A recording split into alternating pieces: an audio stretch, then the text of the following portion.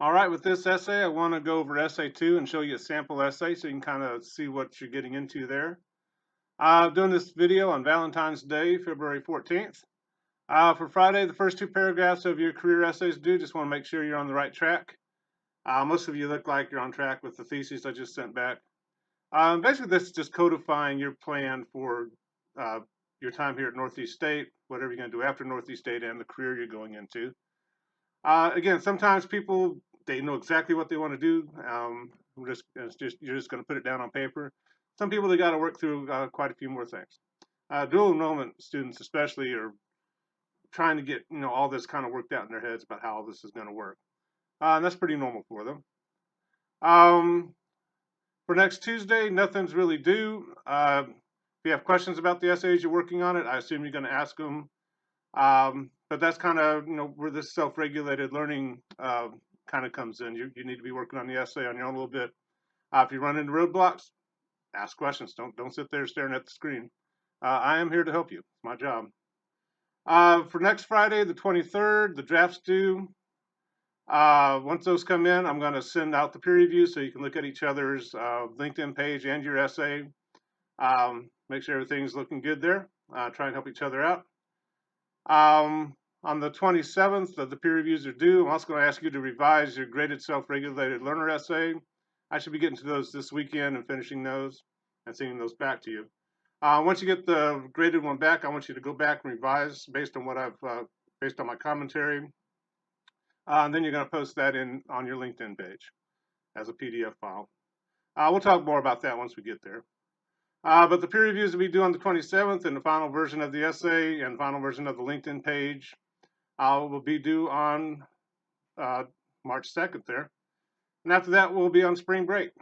Kind of relax a little bit, hopefully. Or at least you will be. I'll be grading papers, right? When we come back, we'll start on working with APA formatting a little bit, the medical research essay.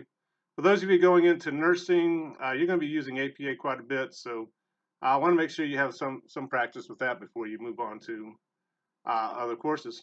Also, for like sociology, psychology, speech, you use APA, which is American Psychological Association. But for the career essay, we're using MLA. Make sure you're in the 8th edition of MLA. We kind of talked about that at the class meeting. But we're going to kind of work with that in a little more detail this essay. What you'll find under help resources is a sample career essay. I'll take a second to open. I'm going to go ahead and open it. Give me a second there. You're going to see some commentary on the sides. This is an unusually good essay from one of my dual enrollment students. So, if it kind of sounds like she's starting out at the beginning of her career, that's because she is. Again, some of you are a little older students, have a little more experience, so your introduction might be much different than hers. But what she's going to do is she's going to begin her essay by kind of introducing why she's interested in medicine and exactly what kind of career she wants to get into. Eventually, she wants to get her nursing degree, her BS in nursing, then move on to get her master's so she can be a nurse practitioner, right? So she's going to kind of introduce herself in the first paragraph. Again, if you're an older student, you got some, a few years in the industry, you're going to talk about that a little bit. Here's what I've been doing, and here's where I want to go. And once she gets done with the introduction, she's going to start talking about what it takes to become a registered nurse or a nurse practitioner.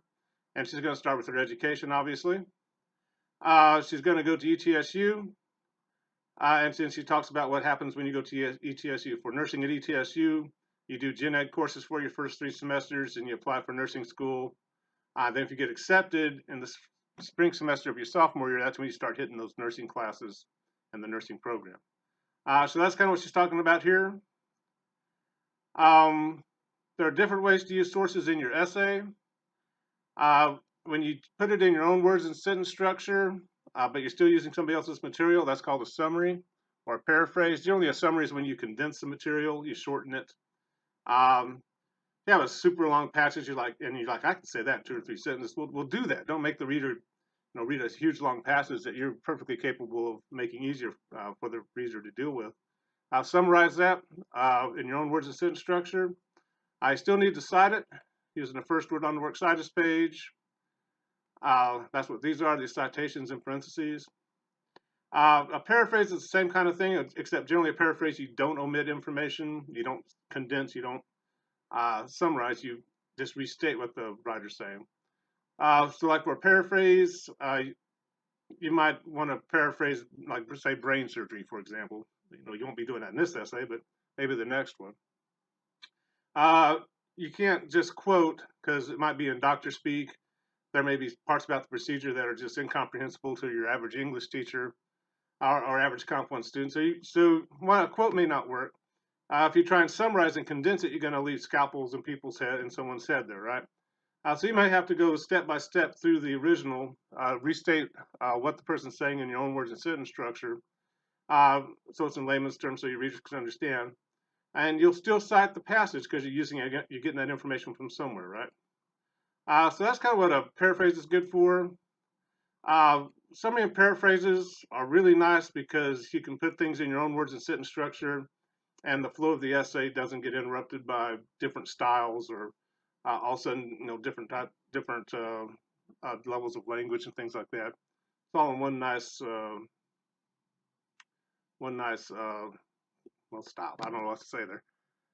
Within your essay, you're going to have your academic plan. You're going to label it Table 1, and then give me the exact degree that you're going to lay out there. I'm not too picky about the format of the table, as long as you list it semester by semester in the order you're going to take your classes. So here she's a dual enrollment student. So she's kind of listing the dual enrollment classes she's taking with me. Then for fall 18, she starts listing the classes she's going to take. These are going to be gen ed classes. If you're going to be a nursing major, I'm not sure why she's so into bluegrass, but good if that's what works. That's what works. But she has her history, her psychology, her math, history, and things like that. Then you can see in the spring of 2020, and notice she has them listed by semester. If there's a page break and it messes up your table, don't worry about it. We're not sending these out to be published quite yet, so we're not going to worry about it too much. If you had 2 months to work on this, we'd worry about it. You have a couple of weeks, right? Just to do the best you can with the table. But she's listing it by semester, and you can see in her third semester during sophomore year, that's when she hits that nurse. Well, I'm not highlighting. Not letting me highlight what I want. But in spring 2020, she's getting into her nursing classes. She has all those listed. And then hopefully she'll be graduating spring of 2022. If you're coming here part-time, it's good to do an academic plan like this to make sure you're not taking one class in your final semester. Maybe somewhere in there you could do a summer class or do a little bit more one semester. It's kind of interesting to plot it all out and see how it's going to end. Also, quite often students want to come 12 hours and graduate in 2 years, and our degrees are generally 60-hour degrees. If you just do 12 hours for 4 semesters, that's only 48 hours, right? You get a little surprise at the end there. So that's kind of the point of the academic plan. One, you should already have it posted in your LinkedIn page, but you're also going to put it in your essay here. With the academic plan, make sure you list your sources for it. Most of you probably just have one source. You have to do a couple here to try and find out what you needed to do. After she does her first degree, you only have to do the academic plan for your first degree, whether it's your 2-year or 4-year degree. For her, it's a 4-year degree. After that, she's going to talk about going to get her master's degree and trying to become a nurse practitioner. And she'll discuss what it takes to do that. I'm not requiring, another table for that. Just kind of tell us what you're going to have to do and how long it's going to take. And that's kind of what she does there. Notice she's citing these sources as she goes along. If they're summary in her own words and sentence structure, she still has to cite it using the first word on the works cited page. The quote marks around the source indicate it's an article title, not a person's name. It's not Susan Family there or Joe What down here. But she's doing a good job with the summary and paraphrase. One of the hallmarks of a mature writer is they kind of master that summary and paraphrase technique. And they make sure they're not getting too close to the original so they're not plagiarizing. After that, she's starting to talk about the responsibilities, what the job entails, things you got to be able to do to function at the job. A long quote is tabbed over twice or offset. Sometimes it's called a block quote because it's moved over as one big block. If the original has bullet points, the long quote should probably have bullet points too. And that's what she's doing there. Notice it's word for word. She has to cite it. Then she keeps on talking about the training and some of the other things you have to be able to do to be a good nurse practitioner. If you don't care about people, probably not the job for you, right? If you're repulsed by sick people, a nurse or a nurse practitioner is not your career. She talks about the cost for all this, which is, college gets expensive, right? But she's also talking about, the good thing is I got some scholarships coming in, so hopefully it won't be too much. It's interesting how some jobs you don't get a lot of pay, but you're going to end up with a lot of student loan debt. So you want to watch out there, and that's part of this essay. How much money are you going to make? She's getting into what kind of money she can expect to make. She has a short quote here. A short quote's word for word, 3 or fewer lines. The long quote's 4 or more lines. You can tell a short quote because it has quote marks around it. And again, that'll be word for word, straight from the source. Then she moves into a summary there. Apparently it took a while for the source to get down to that information, so she put it in her own words and sentence structure. I mean, obviously, some words you can't change $49,900. So you're not plagiarizing if you do that. But you want to get in your own words and sentence structure as much as possible for summary and paraphrase. You want to make sure it's word for word if you're going to put the short quote in quote marks. And she's talking about what she's going to do, where she might work. It's a job. If there's growth in this job. If your job rate's growing by 31% over the next 10 years, you're probably going to have a job when you graduate, right? If you get your English degree and you got like a negative job growth, you might be having some problems. And part of, if I was writing this essay, part of what I would do is start looking at what other things I could do with an English degree. She's talking about nurse practitioners. These 3 dots within the long quote, that shows she took something out of the quote. When you see somebody quoting President Trump, and you see those 3 dots within the quote, that means they took something out. And kind of the trick is to make sure you're not changing the meaning of the quote when you do that. But sometimes you might want to do that for clarity or to take something out that's just really not necessary for the reader. And they're kind of good to learn how to use. These brackets, the little square looking parentheses, they show that she changed that word or added something to the word. It shows an addition or a change to a quote. It looks like she just might have put a lowercase p to a capital P. But even if you do that, you got to show that change. Otherwise, quote should be word for word, exactly as the original.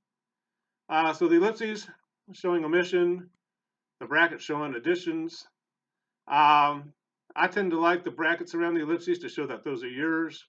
Other teachers don't like that. I like it because I teach internet courses and I want to be able to search the document for your ellipses because they're a required part of the paper.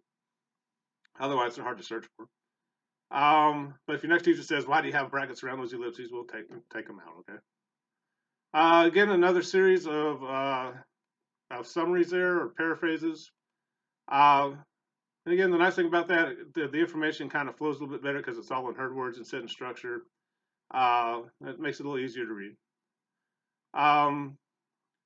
She's talking about different career pathways, about if you get a nursing degree, what can you do with it? It's kind of an interesting question. If you kind of get tired of taking care of sick people, what else are you going to do with that degree? And the neat thing about nursing is you can get into education, you can get into administration. There's a lot. Not only do you have good job growth, but there's other things you can do with that degree, right? Then she talks about making herself marketable. There's going to be quite a few nurses graduating in 4 years. What can she do to make herself stand out? So she's talking about professional organizations, student organizations, making sure she's getting out there and getting into hospitals, getting contacts, learning what the job's about. She's going to talk about 3 good things, 3 bad things about the job. Then she's going to conclude the essay. And kind of the whole point of the essay is, is this a good job for you? Are you well matched to it? Is this going to make the money you want? Is this going to be the kind of job you want? Sometimes in the concluding paragraph, some students are kind of like, I'm not sure now. Especially people get into pharmacy. That's a lot of education. And it's a tough job once you get out. I mean, if you make a mistake as a pharmacist, you can kill somebody, right? If I misgrade an essay, nobody gets hurt. So it's there's different types of stress for every job. But hopefully, for most of us, that's once you get to the concluding paragraph, saying I know what I want to do. I'm matched well to this job. I can't wait to get started on it. That's kind of what she says there. When you go to the works cited page, it's formatted correctly. You're going to notice sometimes with MLA, there might be more than one way to skin the proverbial cat. I give you two options about how to do that Bureau of Labor Statistics site. Probably the second one is, oh, sorry. Oh, wait, where'd it go? Oh, hold on. Give Mr. Fish a second. Oh, it's starting to put me all at the beginning again. Hold on.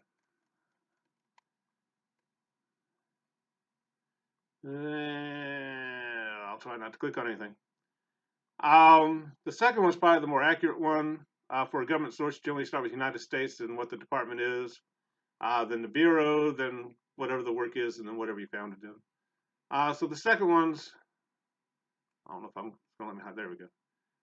Here's probably the one you want to use, but there's technically nothing wrong with the one she did up here. So it's not a free for all, but sometimes you do have options. But notice you're starting with, particularly for websites, you're starting with the name of the web page, then going to the website, then giving a URL. I should be able to click on that URL, go straight to where she got that information from, and check to make sure she's doing what she's supposed to be doing. But the sample essay is up there. Don't match it paragraph for paragraph. Everybody should be doing something a little different, because everybody's at a different point in their career and different point within their education. A couple of you are getting pretty close to graduating from Northeast State, right? So your essay is going to be a little bit different because you don't have 2 more years of work to do. You're trying to figure out what you're going to do after you get your 2-year degree. And everybody's getting into different fields. And what should make this essay interesting, particularly to read, is that everybody's a little bit different. It's not going to be the same essay over and over and over. So use it as a guide, but don't use it as a precise, a paragraph by paragraph, sentence by sentence thing to copy of. One, it gets hard to do because you're trying to write your own essay, not rewrite this one. Excuse me. I think that's all I got for you right now. Again, I want those first 2 paragraphs on Friday to make sure you're on the right track. Then you kind of have a week to work on the essay. Again, I'm not cutting you loose. I'm here to help you if you run into problems. And that's running into problems is pretty normal. Also, we're originally scheduled to meet on Saturday the 17th. We are not going to do that. I think you all can do this without us meeting as a full class. If you want to meet with me one-on-one, I'm happy to do that.